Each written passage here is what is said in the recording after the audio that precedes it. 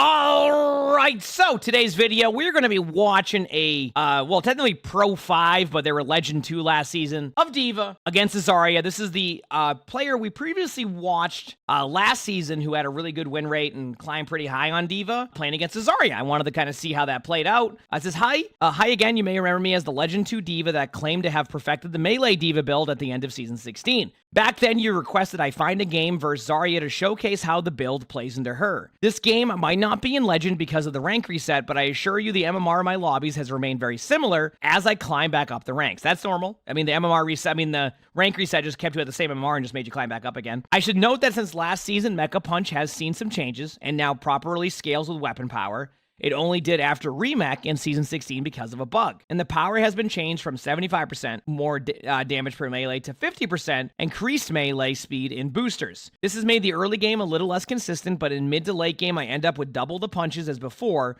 with similar damage. In this game, my team very clearly struggled versus the long-range damage on the enemy team, and early on, you will notice I wasn't able to help as much as I want due to the ZARYA. As said before, however, once I get the anti-beam item, I am able to consistently tank more damage from their ZARYA and attack speed Moira. As you say, it does suck that I am forced to keep that item all game, but it does its job. No, like what I've been saying about that item is that I wish they would get another, advanced item that doesn't require you to take up a slot. Like, maybe, add, a epic item for D.Va that, you can expand on that item so you don't just have a wasted slot.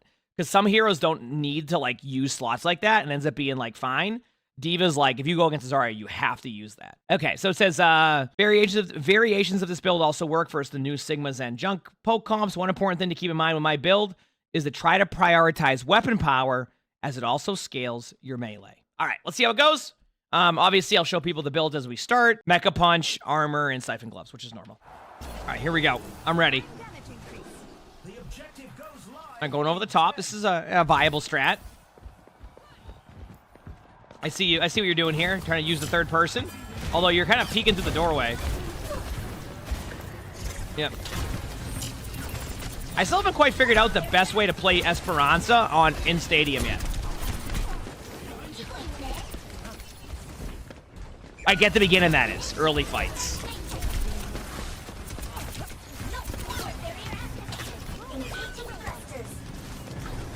Okay.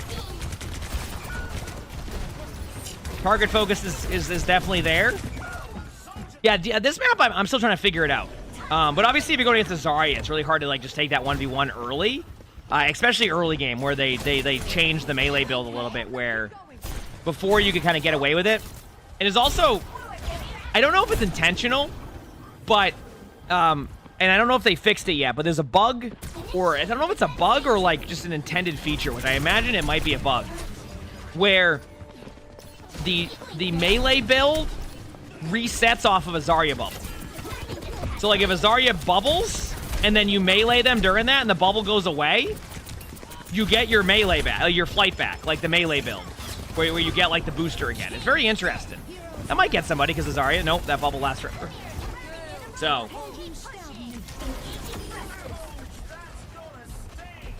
against ZARYA, that seems to work a little bit better. Yeah.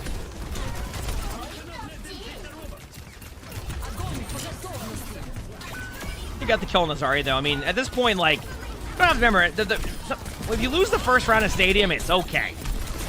Yeah, and especially if you pick up kills like this and stuff where, even if you don't win this, your Stadium cash is starting to flow. And you're at, what, almost 8,000 Stadium cash? Which is good. Yes, you can play in first person. Yep. So far, so good. Again, this is first round. You don't really have the same power that you'll have late game with this build. They did nerf the build, so it's a lot harder to engage in and make the same plays you did before. Because they wanted to nerf, I think they wanted to just kind of nerf D.Va's effectiveness early game. That's why they did the changes they did. It's they don't want D.Va to be a strong early game. Because D.Va's, I'll admit, D.Va's pretty good right now. Really good. So, I get it. The more I've been playing D.Va now this season, even with, I go a completely different build now. I go, a, kind of a,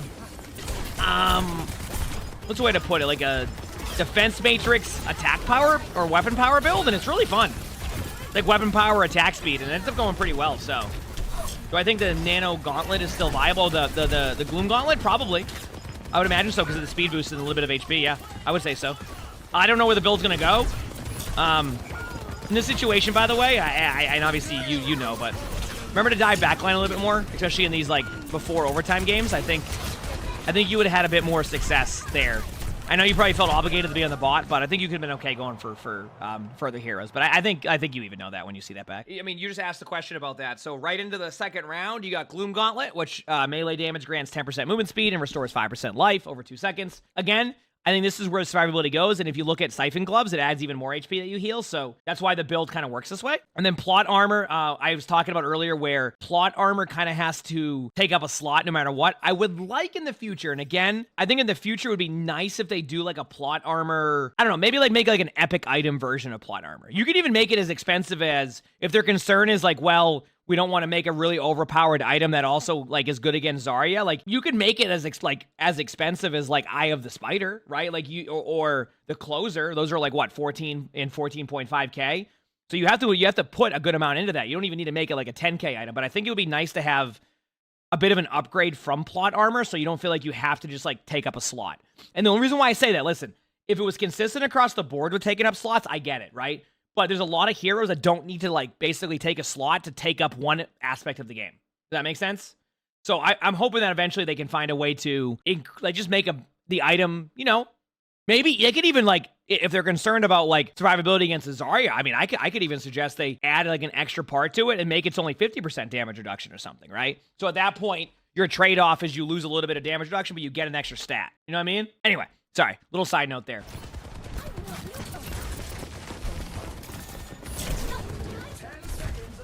There you go, flanking around. Yeah, now remember, like, and this is something I forget, and I kind of want to, this is going to be a helpful tip. Okay, you ready?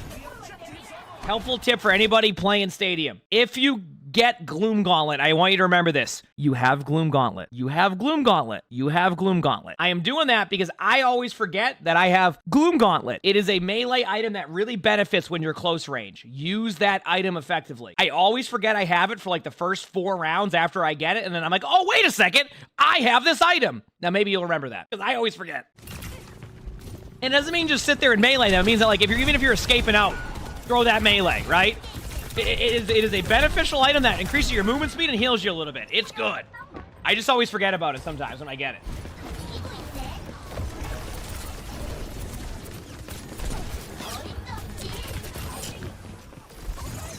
All right, here we go. What's cool about this build, too, if you end up liking the melee builds, is that the heals also give you some pretty good ult charge. So when you start getting that rolling after a while, it can be nice.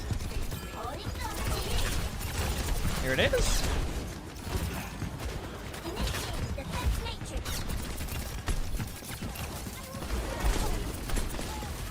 Getting on the team. I like what I'm seeing.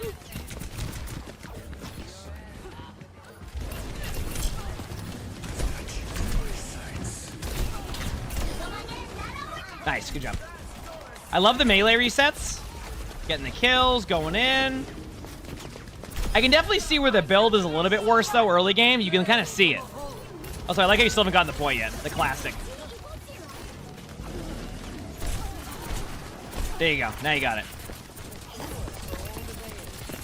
Good luck. That armor is going to be so tough to get through initially against the Moira. I would do the same thing. Just run away.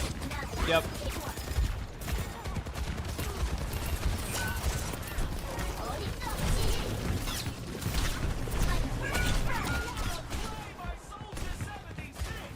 The 20% weapon pyro one and less liquid matrix. You're talking about, like...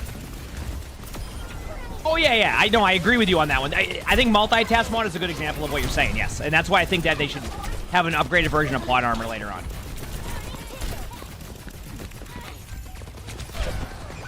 Yeah, a little bit aggressive, but again, I mean, this is early on the build, so for people like who are maybe you've never seen like the melee build before, it gets really good. But like, as I think Diva here was explaining, is that it scales differently now. So what used to be a really early, powerful, like build has now kind of shifted into a late game powerful build. It's weird. Like it's I think when they changed the item, I think maybe that's what their vision was, is that they don't want it to be so dominant early round, which it was. I mean, it was very common with the melee diva build to literally be up 3-0.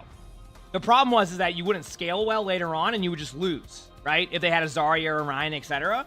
So it seems to me, and maybe I'm just, maybe I need to see more like sample size, but it feels like their vision was the reason why they nerfed the melee build was not to make the melee build necessarily worse. It was to take away some of the strength of early game, so there wasn't as many 3-0s, because that you could really snowball that like early on with diva build. Anyway, let's see what goes into the third round. Obviously, we'll show where you're at into the third round. Multitask mod, love this one. This is where when you right-click your defense matrix or whatever you're on, you can also left-click or whatever you're on. You can basically do damage with your cannons, which is nice. Multitask mod is a big part of my build too, which I have a completely different build. And then you went ultra-wide matrix, which I like ultra-wide matrix as it's a great one. I actually use it round 1.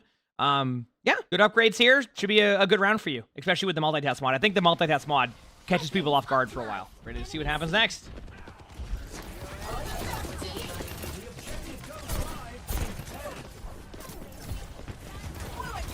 Oh, using the camera angle shift. I mean, that's one step ahead of me on that one. I still don't really feel like doing that as much as I guess I could.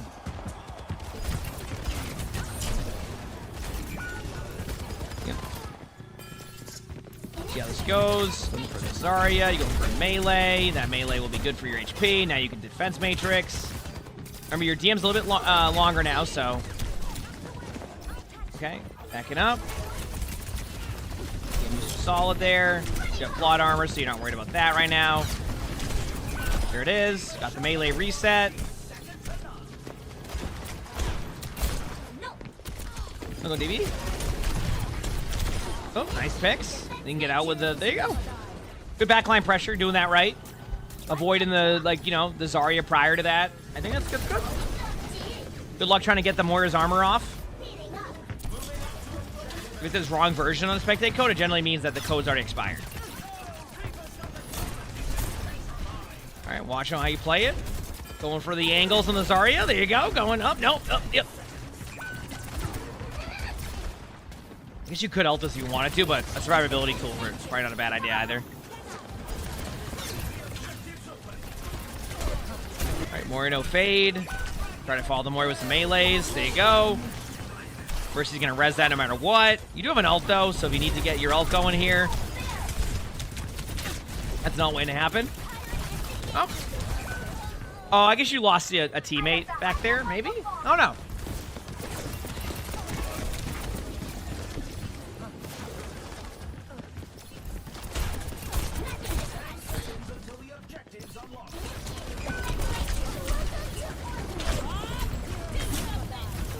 Huge ult. I mean, that actually should be a good ult for... I was going to say, you clear off the Bob. They grab... Remember the DM. There you go. Good job on the DM. Some people will always forget that. There you go. Melee. I see the melee here. Yeah, that Ashe you can just melee down. I can definitely... It's crazy to see a little bit of, the slight nerf of it, but, it's still really good. Nice job. Because you can, have the... One thing that's cool there is you can technically do all three at once initially, the defense matrix into the shots into the melee. So you have this really cool concept that can happen. So now we're starting to see it scale. I don't even think we've seen quite the powerful part of the comp yet. You're seeing it a little bit. So it's very interesting to see where it goes next. So going to the next round, you got talent modification to go with weapon power. Again, the reason why you go weapon power here is to also scale the melee. Shield buster for against shields, so you get that increased attack speed. The shields would be considered for Zarya's bubbles, I'm pretty sure. And then you kept quick melee for the extra HP, so you're going late into that round with that. That's just, again, to keep your... kind of that lifesteal style of the build. You know what I mean?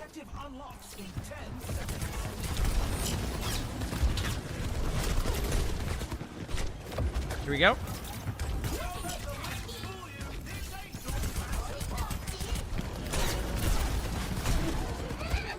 Backing away.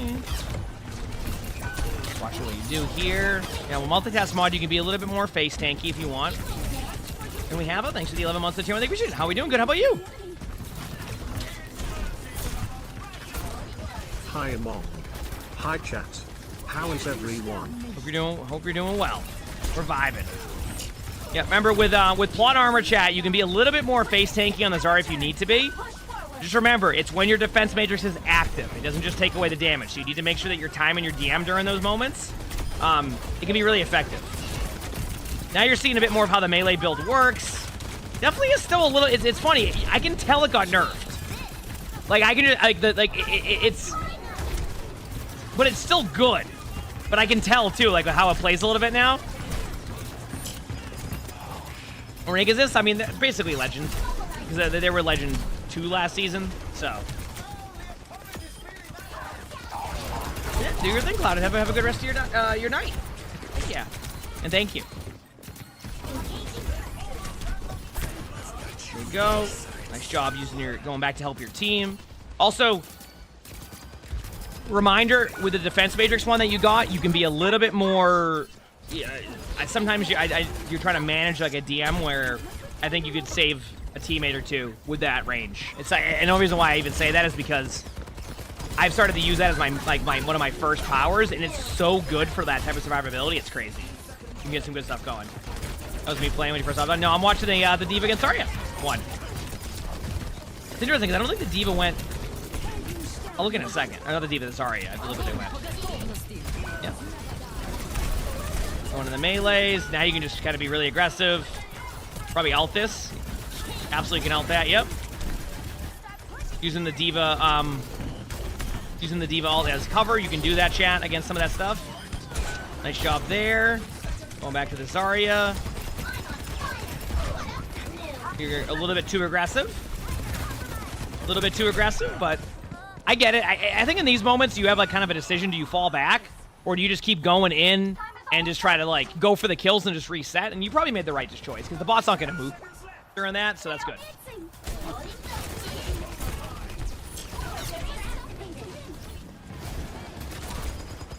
you go. That's real nice, Thunderbits. Thank you, appreciate it. Plenty of time here. Look for isolated targets, which I think is fine going for the. Yep.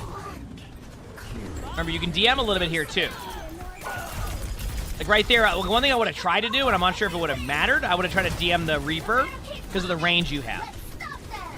It's just a good focus to have when you get the Defense Matrix one. I think sometimes it goes to that.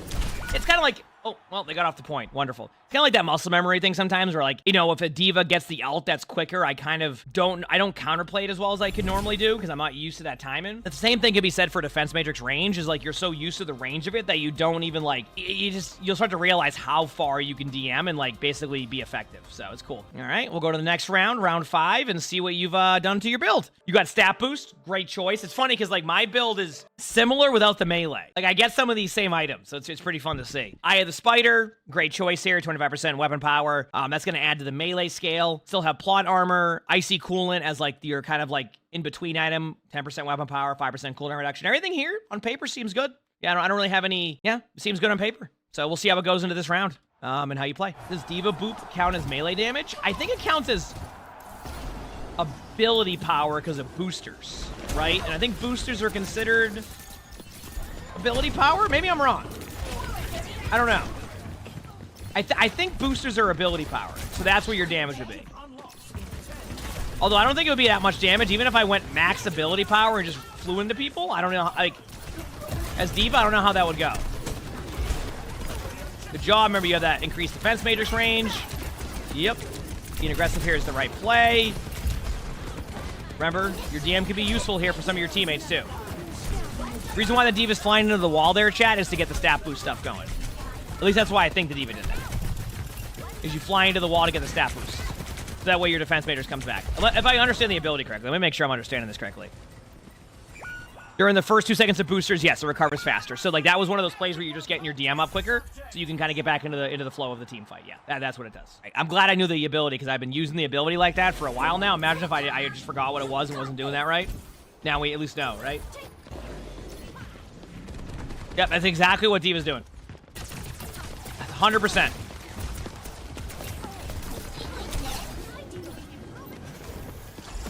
There you go. Going for backline pressure here. Probably look for the soldier at this point. I think sometimes you let the soldier get a little bit too much value. But maybe it's 2-2, so it's working. Again, these are just like random things I'm seeing. You play very well. So this is more just like, you know, picking up on things. Yeah, I see. Don't need to ult that. That was the correct choice. Yeah, because you have one more team fight. If you ult that, you don't have the opportunity to ult back. I don't even know if you were able to pick up the round here because of that, but I think that was the correct choice of not ulting. Here we go.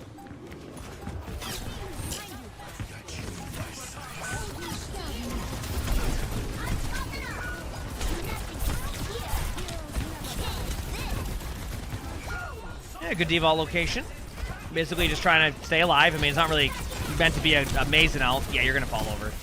The downside of this build, and you're going to probably notice it, if you don't manage your DM well, and you're in front of them, you're paper mache compared to some of the builds you can do as D.Va.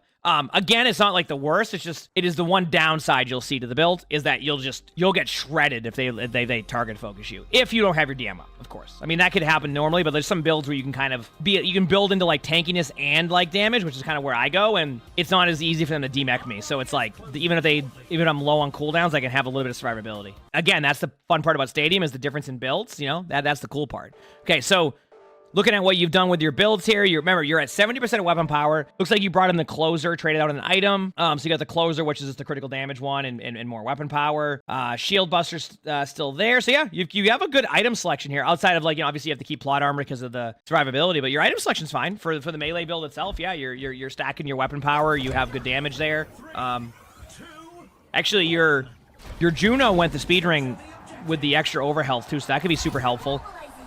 If you're in comms too, and your Juno is also, it might be a good idea to actually communicate your the Juno speedring plays, because that's a normal strategy in regular ranked where like Juno and D.Va work really well together, and then you just go in. So like there's a world where you could actually like benefit from your Juno speedring and you win over and over again because of that overhealth you get from the speedring. So there's a little bit of synergy there that could be used if you feel like it. So yeah. There's the Mercy. Mercy's flying away. Good job by your teammates. Going into the back line. Multitask mod. You don't have your DM. Good job getting a health pack. Now you can get aggressive on the Zarya again. Yep. There you go. That's a free kill. Nice job. And there's your reset on your melee. Really should want me to change the team colors. Oh, yeah. That'd be nice to do, but yeah, I mean, who knows?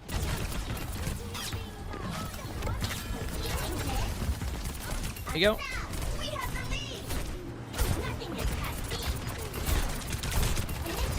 DM's low. You want to back away. That's what you're doing. Easy. Don't need to go in just yet. And listen, sometimes I have my Boston accent. It happens. All right, flying into the wall for stat boost again. The D.Va's flying into the wall, not just for fun. It's to basically get stat booster. So it's going to get your DM up a little bit more when you do that because of your boosters and how it works. It's one of your powers. And Peyton, thank you for the tier 1. Thank you, appreciate it. The 5 gifted and the tier 1. I appreciate it. Thank you. Good DM, good DM. You're going to be kind of in a weird spot here, so yep, made the correct choice. Again, sometimes it's just, you look at the clock, you go, hey, there's a minute left on the clock. The worst thing that we can do right now is, just sit there and, like, stagger yourself even longer. Get back to the team fight. So, you know?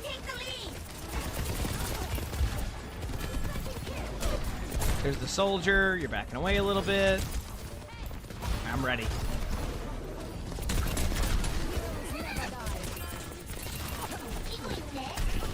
Oh, that Mercy's... Yep, Mercy out of position. That's an easy melee. You get the flight reset. You're trying to pressure the Moira. Actually, the Moira kind of fell for it. That worked out.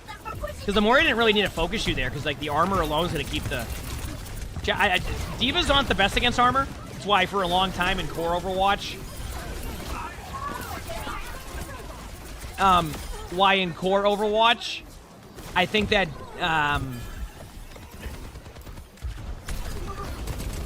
for a while, Winston was so good against D.Va because the armor was really high, and then they finally adjusted the armor, so D.Va's a little bit better against Winston. I think Winston's still a little bit better, but the point I'm making is that, armor's really good against D.Va early, especially if you're not going like ability power builds, because your rockets are where you would be able to shred the armor, not your left click. So I wonder if the melee struggles with that too, because it's under the weapon power. I don't know. That's something I'd have to look into. All right, and then on to the last round here. So you made it to round 7. It's been a pretty chill style of the build. I can tell, even though like you're making it work, I can definitely tell the build is a little bit nerfed. Which has made it interesting for late game, but it's not bad either. I think D.Va just ain't that... is pretty good right now, I mean, in my opinion. So looking at the enemy, looking at your builds now, you have good stadium cash too, 70k. You picked up the suppressor one. This one right here is just, I use this sometimes now in Cassidy because it goes hand in hand with like the closer. Basically, it's just critical hits apply 30% heal reduction. So every time you crit, you're benefiting twice. So like the closer. And then obviously if you're on D.Va, and you're able to crit a lot easier because like the spread, you're gonna basically keep them at 30% heal reduction the whole time. Then you kept everything else. Yeah, I mean, going into the last round, I'm 75% weapon power, and then you got face tanking. Love that one too. For anybody who doesn't know what face tanking is, 30% of the damage it blocks, it heals you. I like that. Basically, the fun part about this is your build has a lot of the same items I use. Outside of, what's the other power I go? I forgot what it is. There's another power I go that's like not Mecha Punch. But I have to remember now because I've been winning a lot early rounds, so I'm trying to remember what my other power is. I do defense page. I get the rocket one. No, I don't even get the faster ultimate one. I get the one where when you absorb damage, it shoots rockets back. So while I don't scale into ability power, I find that I do a lot of extra damage that can like allow for me to get a limbs. Yeah, that's what it is. It's like, it's basically, it's weird how it works, but it does. I don't know how to explain it. Okay, anyway. Let's see how the last round goes here. See if you can get the dub and pick up the win. And then I'll get another item that it also shoots, it reduces the cooldown of my rockets. So early game, I have like a lot of rockets, even though I'm not going ability power, because I find that it can scale, even though there's a really strong rocket build right now that I probably could play a lot of, and that is really good too, so. There you go, you're gonna pick there.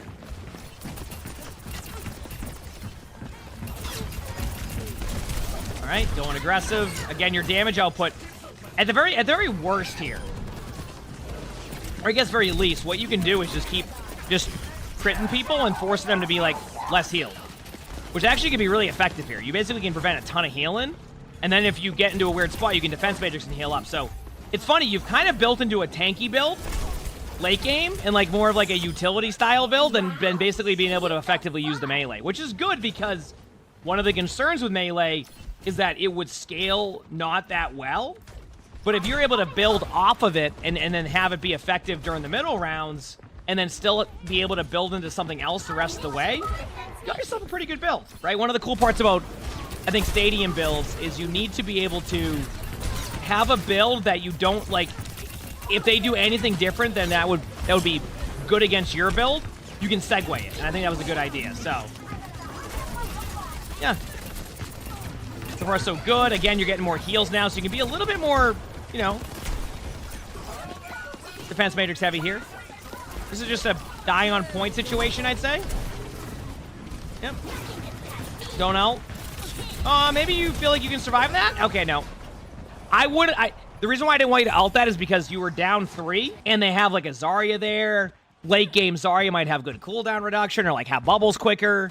So like, I just find that in Stadium, I think you're in a good spot if you're at like that 70-something% mark.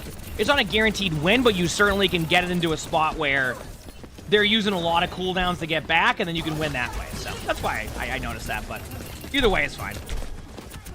Good job getting the Moira, a good cleanup there, especially with like your weapon power late game. It's actually really nice because you do a ton of damage. So you can get away with being a little bit more effective against heroes out of position, which is nice. And you don't have to rely on that melee, which previously a lot of the time you would because it was a little bit, the way it scaled was a little bit differently. So it's nice to see. Yeah, now you can be aggressive, you're getting the kills, and yeah, it looks like you just picked up the win. I don't even think they can touch point. Nice job. So yeah, it really felt like against the Zarya couldn't really go for you anymore because you went kind of defensive. And it was a weird, not a weird way, it was a very different approach to how we saw the melee build last time, which I think is really cool, that like, even with them nerfing the item, you can still make it work. I think one of the cool parts about D.Va now is you have multiple different build paths, so yeah. And it was against the Zarya. I actually have seen more and more D.Vas winning against Zarya, so it's very possible. But yeah, thanks for showing the updated build. I know some people really like running the melee build, so it's definitely good to get some feedback on it to see where it's at. So yeah, thanks for sending the VOD. Hope we continue to pop off and win some games, and if you like the video, hit the like button, subscribe to the YouTube, leave a comment, all that helps. Want to submit your own builds? My Discord, that's how you do that. Want to watch more of these build videos, etc.? Little box right here, click it. Be a good video. Hope you have an amazing day / night.